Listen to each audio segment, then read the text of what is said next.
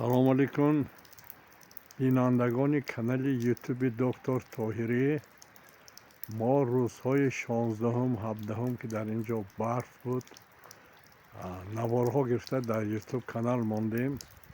امروز 18 январи سال 2026.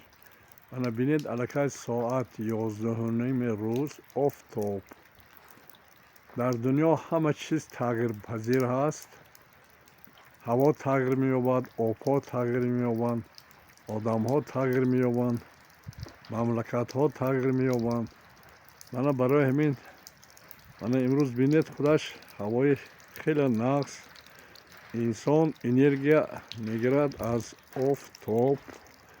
اینو بار دیگر ما اثبات می‌کنیم که امروز لامپ‌های خیتایی که بردن روزانه، مثلا اینجا لامپ‌های برقی هست، اگر نگاه کنید روزانه از آفتاب انرژی میگیرد، شب در میگیرد. انسان هم همین. اگر انسان با طبیعت باشد، هر روز در آفتاب مثلا بدنش آب و تاب کرد. فاکتور دوم بعد آفتاب این باد و هوای تازه. اینجا بینید یگان خیل ماشین، زواد، فابریکه هیچی نیست. اینجا بحر دل شما درب شده میشد. سلامتی شما طول 2-3 ساعت خیلی با طرف مثبت پیدا میشد، چون که اساس بدن انسان چه هست؟ آب و هوا. انا هوای تازه یکی از عامل‌های سالمگردانی آدم‌ها هست. آفتاب هست و پایان با دریاچه شوخ و چشمه.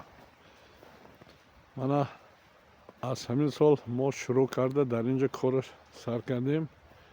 البته با کمبودی برق که ساعت‌های معین داده میشد، ما یک گیس آبی ساخته ایستادیم. تمام 5 روز با گیس با کار شروع میکنه. دیگه یگان پرابلم برای استراحت و طبابت و درس آموزی نمیشود. همه شرایط هست.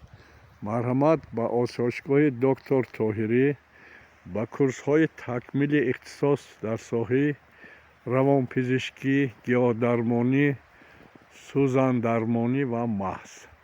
هر آدمی که اینجا میبیاد طول 1 ماه 3 وقت خوراک میخورد، استراحت میکند، دانش خیلی خوب میگیرد، چون که در اینجا علم های سطح جهانی درس میگویند، یاد میتیند و در آینده رفته برای خلق و ملت تاجیک کورسانت هایی که اینجا میخونند خدمت میکنند، سرتیفیکات میگیرند، چون که مخصوص اجازتنامه از طرف وزارت معارف یعنی اجنتی نزد پرزیدنت اوید با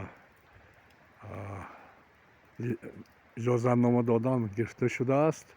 مرحمت با آسایشگاه دکتر طاهری، سراغ ناحیه عینی، دهه پتخین، سناتوری دکتر طاهری. تلفن برای معلومات 92 786 80 27. سلامت و سربلند باشید.